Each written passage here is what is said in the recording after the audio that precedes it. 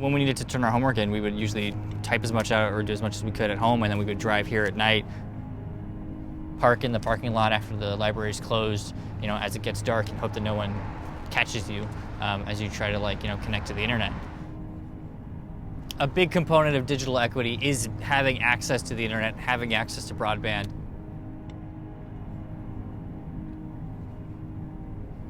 There was once we were inside, they let us stay in the conference room after the library closed. The custodian didn't know that, and she called the police. And so the cops showed up and they pulled their guns out. And we have headphones on, right? So we're not aware that anything's happening until they're right there with weapons drawn, trying to figure out what's going on. And that's just us trying to do homework. So we're walking around back to the library right now where they would allow us to drive our van in the back here and then plug into an outlet. And so we could do homework late at night without anybody bothering us. And going to school, parking here, trying to get internet connection, trying to get service. Even until today, it still hasn't gotten any better. And even while filming this film about digital equity in Washington State, we actually experienced a family pull up in their truck and they're still trying to connect to internet so they can have access to broadband. Even in 2024, 30 to 45 minutes outside of Tacoma, which is a major city in Washington. We are living in a technology-driven society. It is as basic as learning to read and write.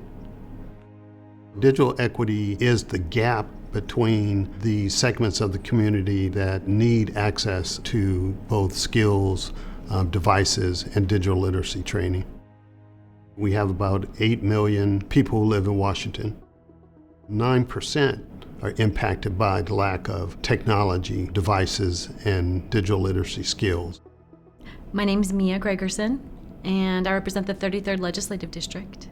I think everybody deserves to have fast enough internet that's affordable. So you have the fast, affordable infrastructure, then you also have the devices, the appropriate devices. If you're asking kids to do their homework on their phone, it's not helpful. And then it's the literacy skills, the ability to navigate those platforms, to subscribe to the platforms, to use them, to stay safe, but also fully participate.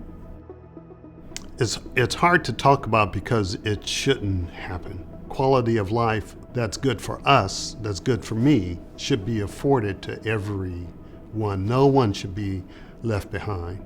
The cost of bringing people forward will just increase every year. We have to make investments now, breaking down the digital divide so that families and individuals aren't left behind. I have lived at Center Park 19 years, and I've been involved in the Star Center off and on the whole time. We're a computer lab for people with disabilities. My name is Doreen Cornwell. I'm legally blind. It's a condition that runs in my father's family. So when we say we focus on digital navigation with people with disabilities, we're by and for people with disabilities. And what that means is that if you have a disability, you can come in here and see other people like you and learn from them about, what they use or what works for them. So there's both the technology and there's the peer support. Digital equity means being able to do what makes you happiest, gives you the best life. Chastity a while ago wanted to buy a concert ticket. My name is Chastity Landy and I'm a member of STAR. The way to do that is through Ticketmaster. Well, we tried a couple different things. I was looking on Ticketmaster to see what shows I wanted to go to, and I saw that Justin Timberlake was going to play Climate Pledge Arena. I tried it both on my phone and on the website application. I'm not sure I would have been able to go to the concert without help to download it and check the seating and all that. By the time the show was over, I had no voice left.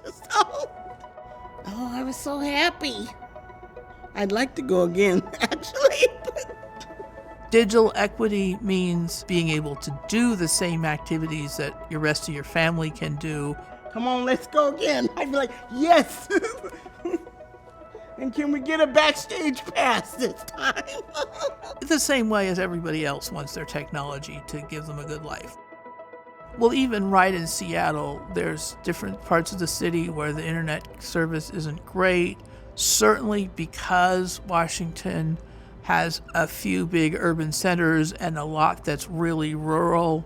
There's lots of questions about how you meet the needs of rural people.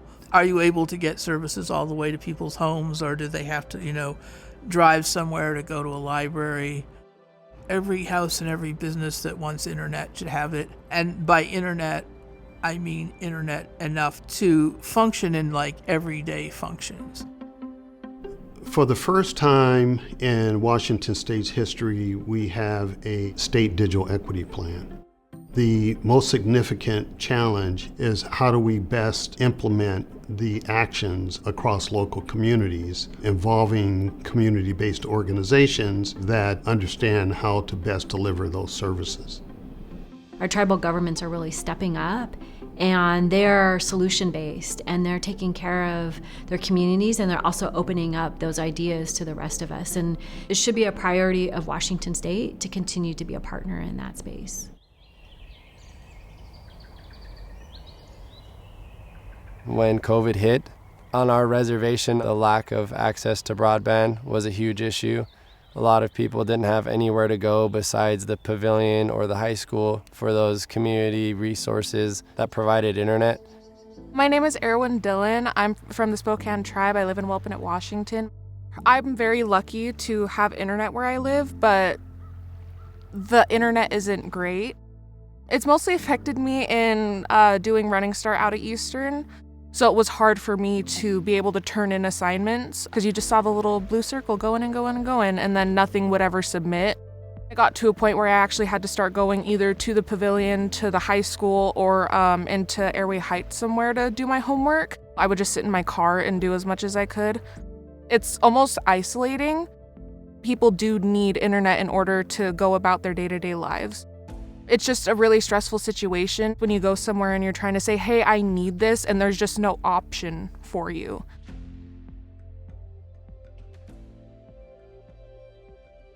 I think when COVID came about, it allowed us to see how we can make ourselves better. And since then, we've been able to start our own broadband service that we offer to reservation residents that's relatively affordable to them. I think having more access to broadband will allow our people to grow in the sense of knowledge. Unfortunately, some of our reservation residents usually stop after high school just because it's tough to get to places, unfortunately, for some of them, right? We're so desolate out here. We're very far from traditional schools and colleges. So having that online option and allowing them to have a dedicated internet service that's affordable and reliable will be a huge step in their knowledge growth.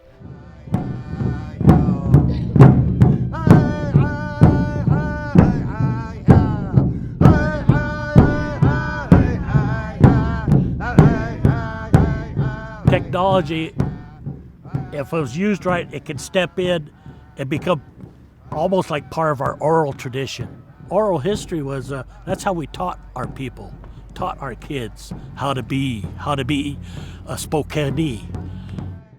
I've been teaching the kids art, different styles of art, carving in stone, painting, drawing, for at least 25, 30 years. I want to take our tribal stories and animate them with English subtitles, but speaking Salish. They can see the English, but then they can correlate Salish with it. It'll help them learn. And they'll pick up the language, they'll pick up our culture, they'll pick up our history. And through digital technology, I could reach any number of people. That's what I'm looking for. Bring our kids back in so our culture is still there, still in their minds, still fresh. Right now, we're losing it, and it's disappearing fast. We got to find a way to reach our children so our culture doesn't die. They need to hear our old tribal stories, to let them know who they are and to be proud of it.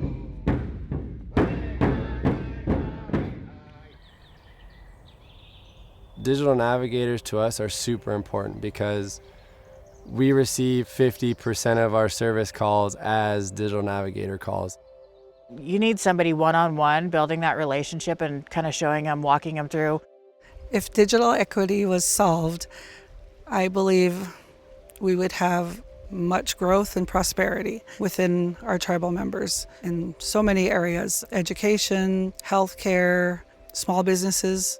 So many times, we take it for granted that we know how to do all these things, but just helping everybody else just succeed and, feel good about themselves. Now is the time to make sure that we invest in this, because when we do this, we're investing in our kids, we're investing in the future, we're investing in jobs. We care about healthy water and we care about clean homes and an environment. Well, we have to care about this too. Inaction by the state to solve digital equity will mean that we create a deeper digital divide, and the cost of coming out of the divide, solving that problem, will get that much more expensive. My goal for digital equity in Washington State is everyone who feels they need digital skills training or a device or internet access has access.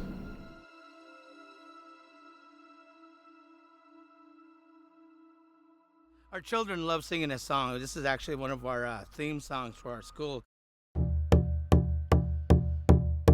Yeah!